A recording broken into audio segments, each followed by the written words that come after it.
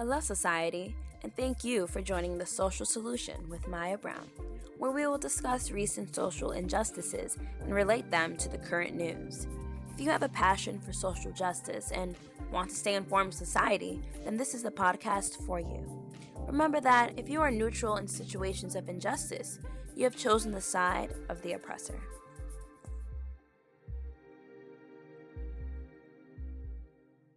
Mr. President, I rise today to discuss legislation I introduced to eliminate the Electoral College and ensure that the candidate who wins the most votes will be elected president.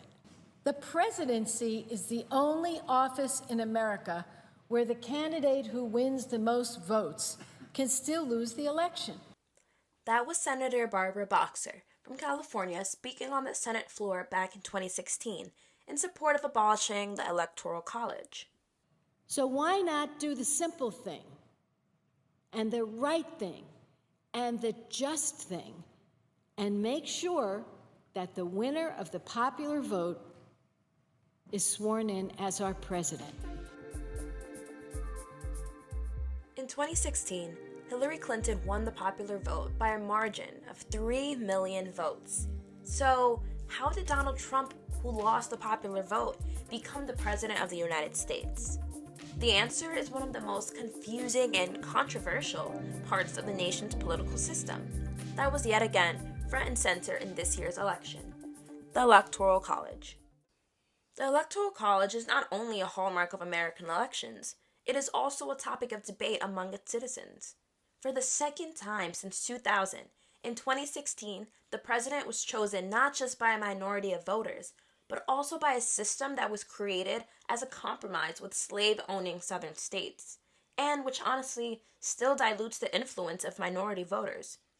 I speak with Samuel Jenkins, a political science professor of the presidency and the American political system at Stony Brook University, to find out the origins, mechanics, and evolution of the Electoral College, and even some of the ideas that have been proposed for reform. So let's start with the history behind the Electoral College. So going back to the origins of the Electoral College, in the summer of 1787, delegates considered several options, including selection by legislature and popular election, and ended up with the creation of the Electoral College as a compromise.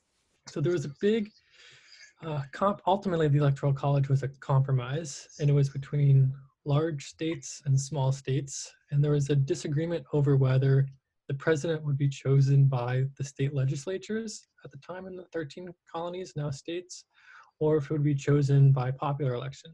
And ultimately, what the framers of the Constitution decided on was a compromise between the two, the large states and the small states, in which there'd be an indirect election of the president, in which states people would vote for electors who were members of the what is now was called the Electoral College, and those electors would then vote for president. And at first, it was whoever received the most votes of the electors would be sworn in as president, and the person who received the second most votes would be sworn in as vice president. The framers didn't go with the popular vote because they were concerned with the uneven distribution of population among the states and the counting of slaves for purposes of presidential election. So really, the framers didn't want complete, popular vote for president. So ultimately, they wanted the link between the president and the public to be indirect. And that's what the Electoral College does. It effectively makes it so that you're not voting directly for the president, you're voting for electors who in turn will then go vote for president and vice president. And ultimately, it was a compromise between large states and small states. The small states didn't want a popular election because they would have much less say than some of the larger states at the time. And what the compromise the founding fathers came up with was quite innovative because there at the time had been no precedent for anything like the Electoral College in a democracy. The mechanics of the Electoral College mean that the electoral votes is what elects a president, not the popular vote. The number of representatives plus the number of senators equals the state's Electoral College votes, which is the one that truly makes the difference. So every state is allocated electoral votes on the basis of the number of congressional districts plus the 2 senators. So if a state has 3 electoral votes, there's one for the congressional district. So for instance, some of the smaller states in the upper Midwest will have 3 electoral votes, one for the House district, when the member represents the state at large within the House of Representatives, and then there are 2 senators. California, on the other hand, will have 50, I believe, some odd congressional districts plus the 2 senators. So every state is awarded electoral votes in the same way. Then once voting for president, states can determine how to allocate those votes, or how those votes go to president. Now, the electors are chosen by popular election, and the winner take all system also takes hold. Usually chosen by the state at first. That has now changed so that they're elected in statewide elections. And so if on your ballot, if you look in either small font on the front or the back, you're ultimately, while you are voting for, in this election, Joe Biden, Donald Trump, or one of the third-party candidates, as well as their respective vice presidential candidates, you're ultimately voting for the electors. And so on the ballot, you'll see electors for, and then you'll vote for one of the candidates, but ultimately your vote's going to the electors, who will then go in front of the House of Representatives and vote for the president and vice president. With most states following the winner take all approach, it is also possible for a candidate to win the electoral vote but lose the nationwide popular vote. So winner take all system means that the candidate who wins the most popular votes within a state wins all of that state's electors. So if a state has 3 electoral votes and the winner is, say it's 49% to 48%, and then 3 some odd percent for third party candidates or write-ins, then the candidate who receives 49% of the vote takes all 3 of those electoral votes. So you don't necessarily need to meet a threshold necessarily of receiving over 50% of the vote. The candidate just has to receive the greatest number of popular votes. Just like any system in America, there were also many points of evolution, especially with the rise of political parties, which wasn't anticipated. One of the largest ones would have been the 12th Amendment, which meant, so previously, as I stated at the beginning, when the electors met to vote for president and vice president, whoever received the greatest number of votes would have been president, and the second number would have been vice president, which is quite a unique concept today, considering we have political parties, which has been a change. But the 12th Amendment said that each elector gives 1 vote for president and 1 vote for vice president, rather than voting on the group of candidates overall. A different evolution, or a new evolution, has been the introduction of political parties, in which case now candidates come bundled effectively as president and vice presidential nominees from the political parties. So now you're sort of voting, you sort of know who the president and vice president will be, rather than prior to earlier in the history of the United States, in which case, right, the electors sort of was more of a popularity contest almost, and you could have 2 people with opposing viewpoints potentially being president and vice president, whereas today it's much more likely or almost impossible for there to be say, a Democratic president and a Republican vice president. There have also been many effects of the system, including discouraging third and independent parties, encouraging candidates to focus on specific states, and benefiting groups that are geographically concentrated. Ultimately now, depending on the makeup of a state, presidential candidates are much more likely to focus on specific states because they're seeking those electoral votes. So for example, in the current election process, both Donald Trump and Joe Biden are much more likely to campaign in the state of Pennsylvania than they are in the state of New York, even though those states share a common border. And that's because Pennsylvania is a battleground state. Both of the candidates have a chance of winning the state overall, whereas with New York, there's much less of a chance. And many political scientists have likened this type of strategy to a state-by-state contest. One thing a lot of people may not be aware of with the Electoral College is that it tends to benefit groups that are geographically concentrated. So for example, maybe Jewish voters in the Northeast and Hispanic voters in certain southern and southwestern states.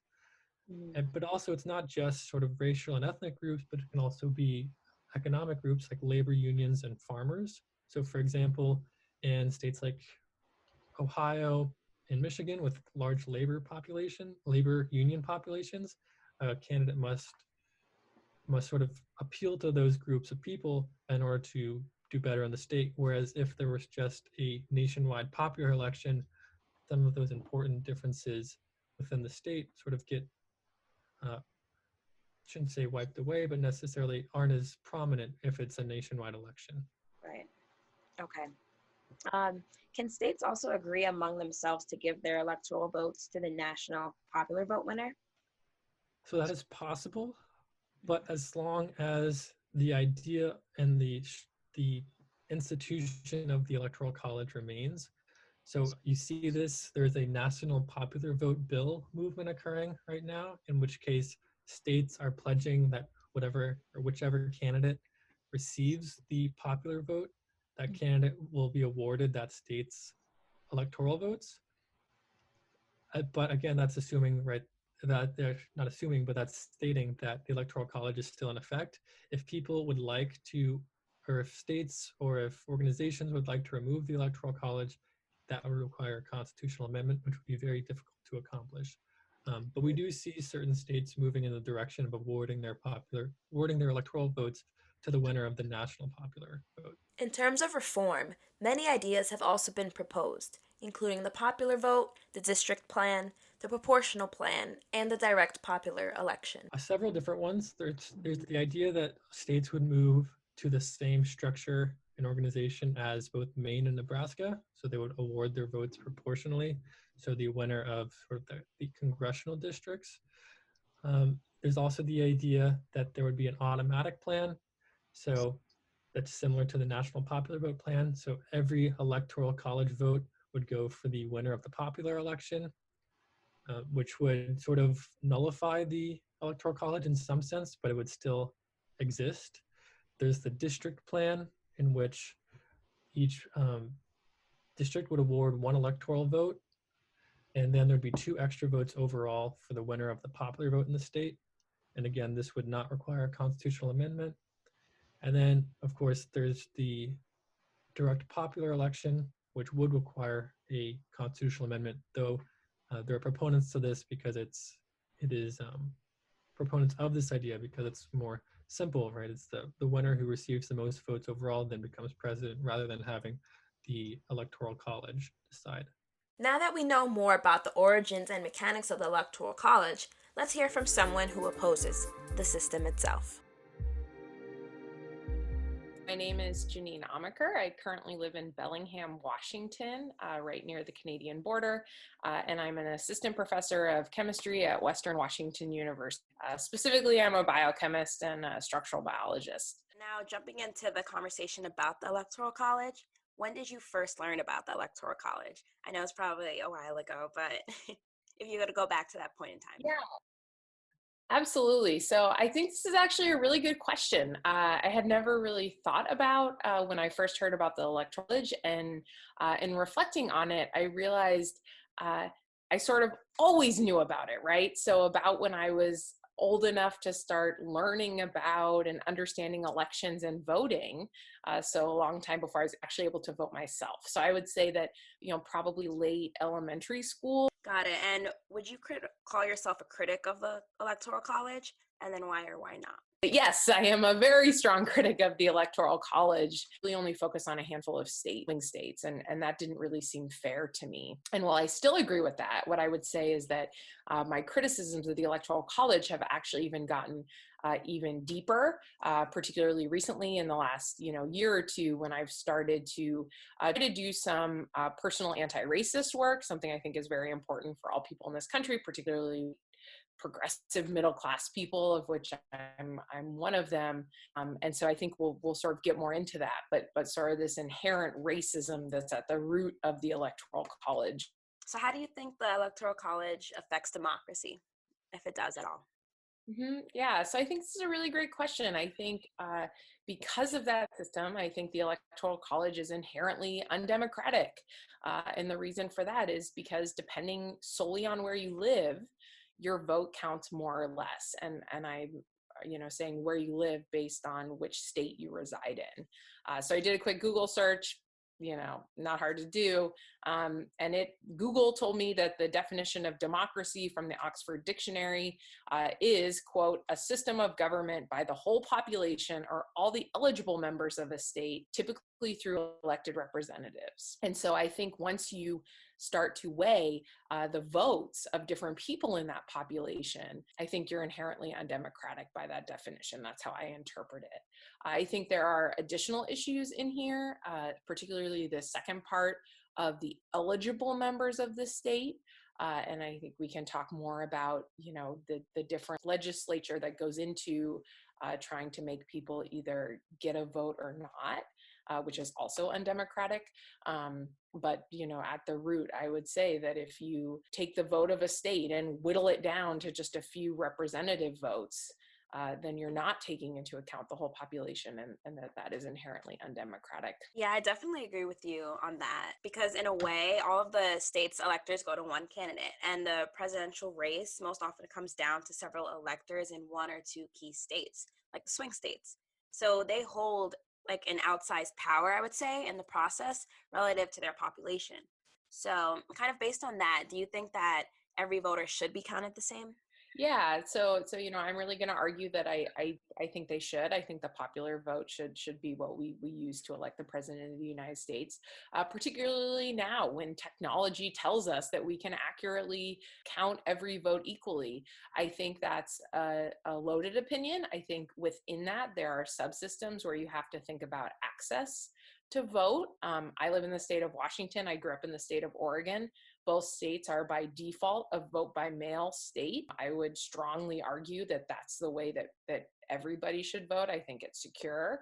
Personally, I think it's wonderful. I lived in New Hampshire when I was in grad school, and going to the polls, I actually felt like a much less informed voter than I do currently in Washington, where I can sit down with my voter pamphlet. I have, the internet. I have all these resources available to me when I vote. I can take my time.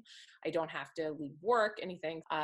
Thinking about, should everyone's vote count? Yes, but also everyone should have the same access to the vote. And just to follow up on what you said, a friend of mine was living in San Diego and recently became a professor in North Carolina. And he calculated and posted on social media that his vote now counted 6 times more just because he had made this move professionally from California to North Carolina, which I find quite insane. Yeah, it's not a balance of power, it's a big imbalance of power, and I just don't think that that's fair.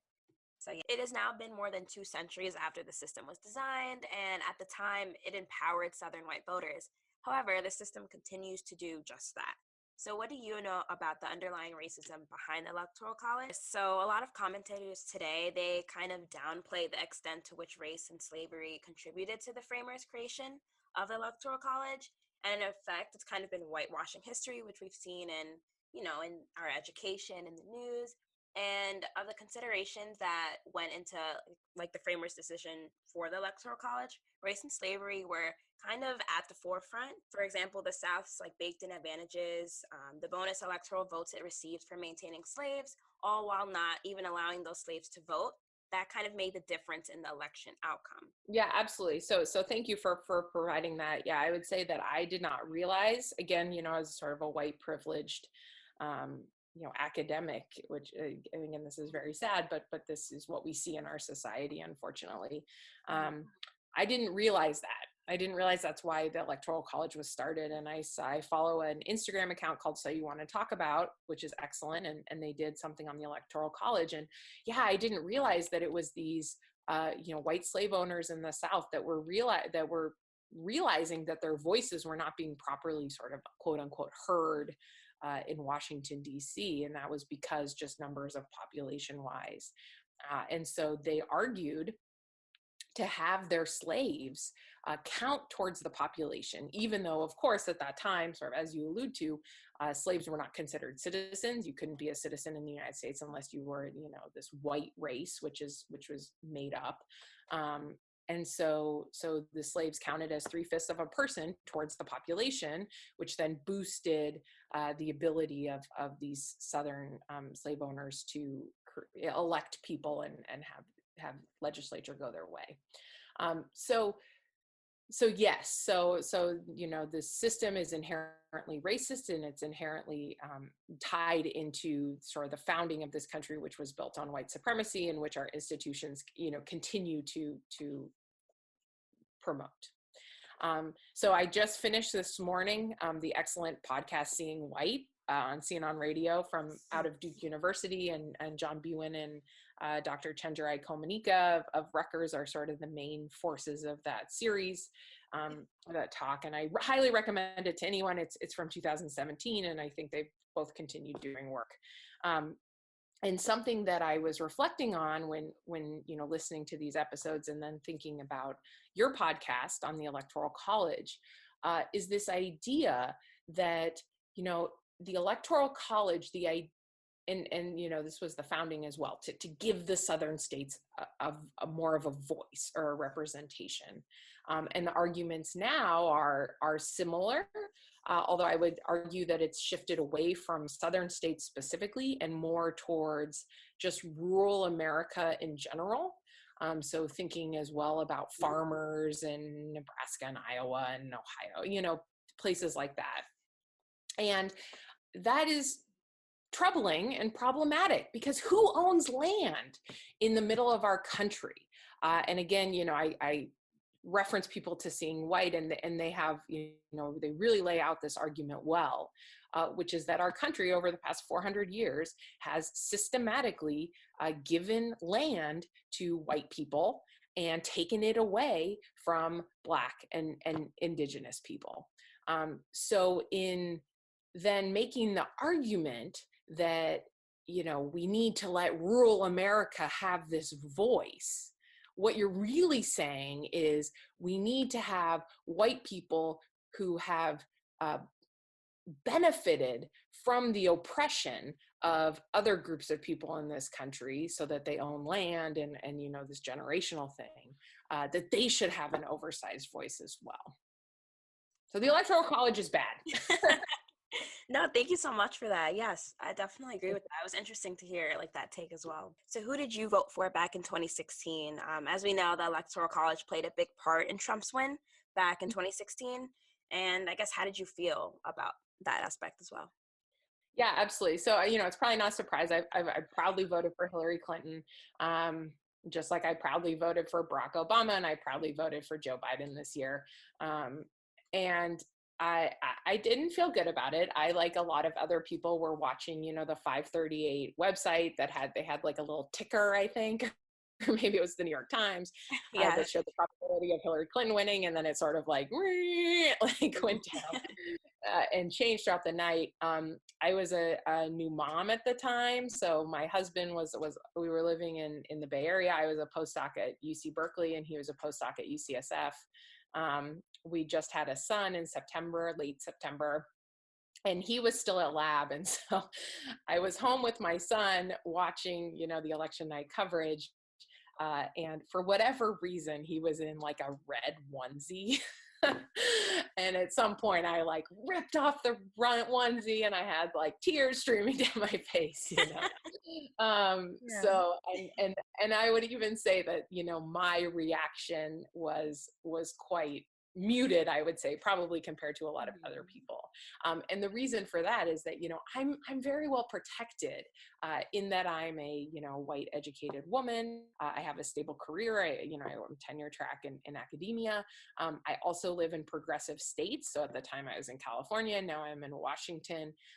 So, as far as how my direct life is going to be affected by someone like Donald Trump, I would say that the biggest things for me are climate change, because that affects everybody.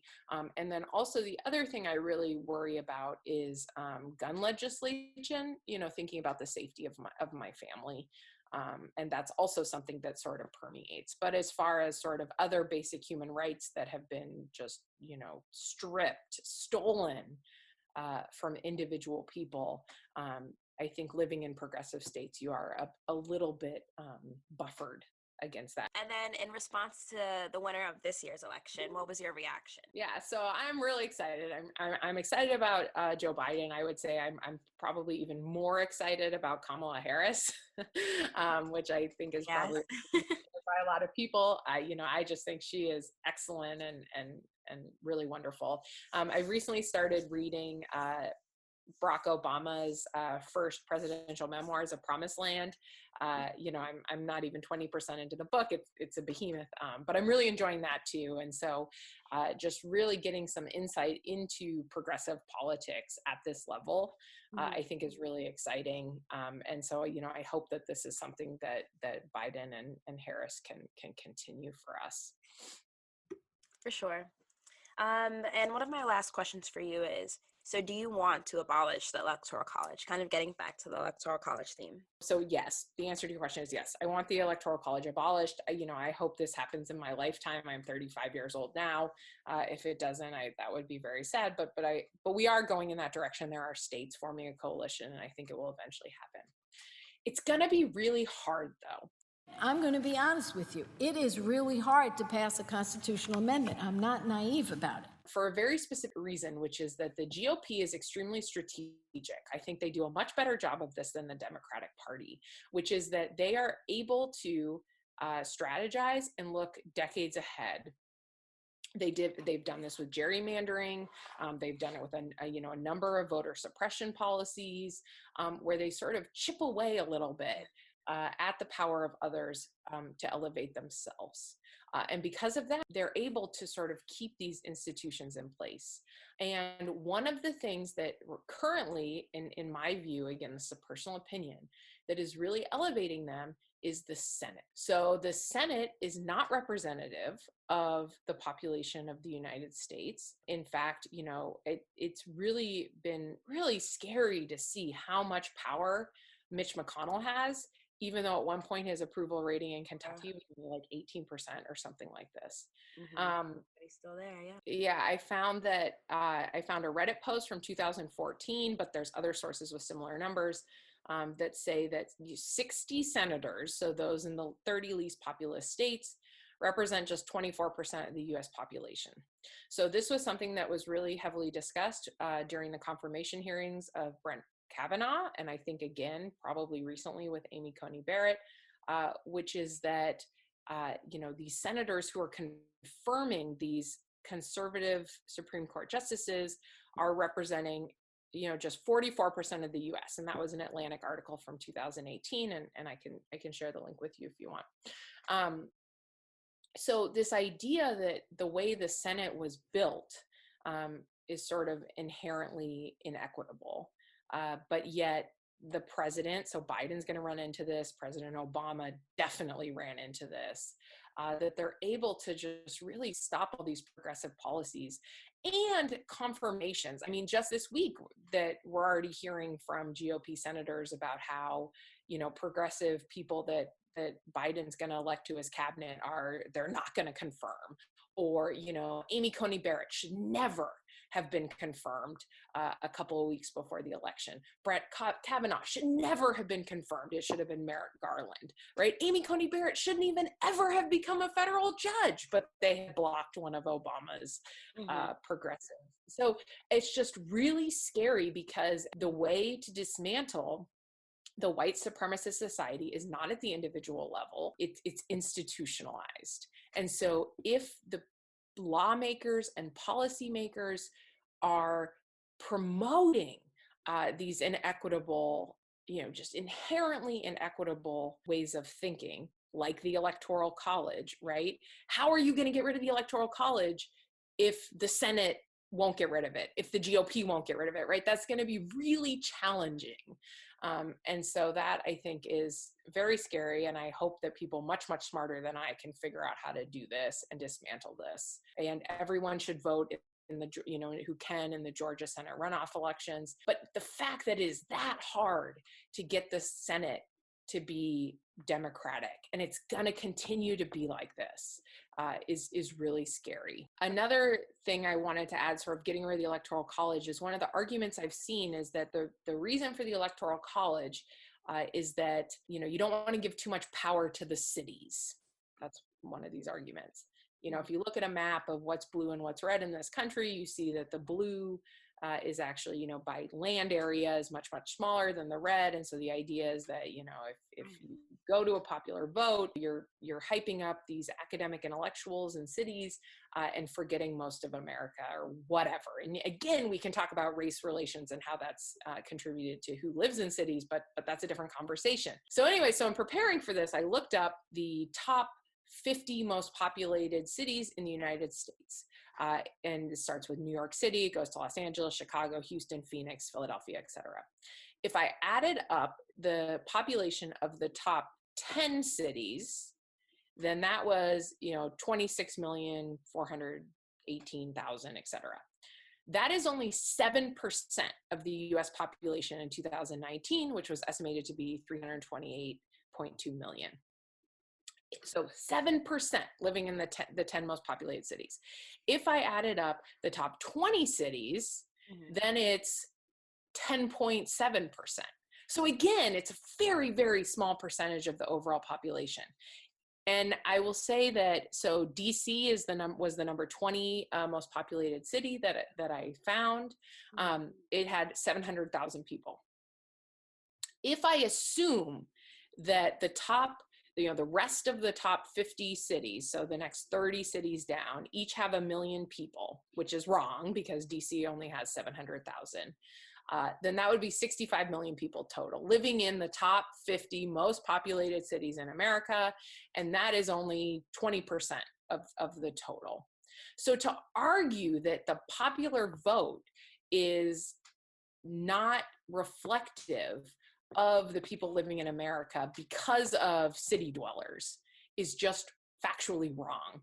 But this was very interesting to me because I had heard that argument, but I had never crunched the numbers. And just to see, and I'll also point out that so let's see, Dallas, Houston, San Antonio, Austin, those are all within the top 11 most populated cities in the US. That's in Texas. Texas went red this election. Fort Worth is number 13. So to argue that the cities are this blue wave and that the whole country's popular vote doesn't make sense because then you're just giving unbalanced power to cities, I just think is wrong. Oh yeah, I definitely agree with that. And that's really interesting, like actually calculating the numbers of the cities, because that is an argument I've heard too. And going back to how you said it could be hard because of, you know, the Senate and like them blocking everything, I feel like it's going to be hard for Biden to pass a lot of things if Democrats don't get control of the Senate. So yeah, that's definitely a big factor in that aspect as well. Yeah, I agree, unfortunately. Based on that, is there anything else you would like to add in terms of like ideas for reform or anything really on the Electoral College? Yeah, so I think that's a great question. So, you know, I would say that as far as, you know, my ideas for reform, I am not an expert in this. And you know, as a sort of PhD trained scientist, I definitely want to defer to the experts. And so, you know, and I know that my viewpoints are biased towards sort of liberal progressive ideas. I argue basic human rights, but that's fine, in science, but that's fine. So I don't have, you know, sort of my own personal idea of what the reform should be, and I don't think I should, because I'm not an expert on these systems. What I would like to see is for, you know, the many people who are doing this work and who are doing really, really great work and really looking at it from you know, ethical and scientific standpoints. I would just like to see them sort of, you know, listen to and able to really make the change. But again, it's hard, and I think it takes a long time. And you know, the people in power, you know, particularly the GOP, are going to stop them, and they have to. I mean, you know, if you look at the last few elections, and you look at, you know, in the last 20 years, we've had 3 presidential elections where a Republican has won. And in only one of those, this was George W. Bush's second term, did he win the popular vote. So if I'm a GOP lawmaker, you know, I'm going to do everything in my power, and unfortunately I have a lot of power to not move to the popular vote. So that's very scary to me. That's scary thinking about, the world that my children are growing up in. And I hope that people better positioned and smarter than me can sort of make it more fair. Got it. And I just have one more question. So I know you kind of spoke about hope. Are you hopeful at all about the future of our elections? So let's say it's 2024. Are you hopeful for that election and the way that the system is? Yeah, that's a great question. So, 2024, I don't know that I think we'll still be dealing with the Electoral College then, definitely.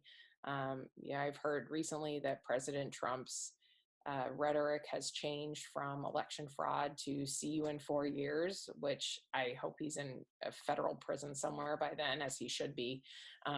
But if not, that's scary. It's really hard. I think you have to have hope, and this is true for sort of all kind of anti-racist movements. But that it really does take a lot of time, and that, the work of the people, who are really doing this great work, we just want to try to help them as much as we can. So I'm pretty scared for 2024 and 2028 and 2032. And in thinking about what our world would be like today and what our country would be like today if Hillary Clinton had won and not Donald Trump is a sad place and a dark place to go. So you just gotta kind of take it one day at a time, I guess.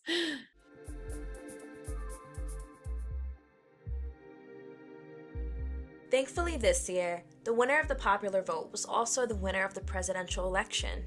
Now, President-elect Joe Biden. Here's the announcement of Biden saying he was on track for what would turn into a win. We're going to win this race. We're on track to over 300 electoral votes, Electoral College votes. And look at the national numbers. We're going to win this race with a clear majority of the nation behind us. We've gotten over 74 million votes. But we were lucky this year. In my opinion, the Electoral College should definitely be abolished. However, the likeliness of that is very little to none. So instead, it should be reformed. There are racist origins attached to the Electoral College because many of the Constitution's framers were white, wealthy slave owners. So honestly, what do you expect? Since enslaved people were considered property, Southern plantations were smaller than northern states, meaning less power in a popular vote election. If we want to restore true democracy in the United States, a great start would be having a better way to elect the President of the United States. We're one of the only countries who does not use popular vote. So when are we going to start? A social solution to this would be pushing for reform, pushing for bills, trying to get that amended. Because there's only one way to restore democracy, and it's starting with the direct election of the President of the United States. Thank you for joining The Social Solution with Maya Brown, and thank you Samuel and Jeanine for joining me today. Make sure you listen to the next episode. This is Maya Brown, and remember that injustice anywhere is a threat to justice everywhere.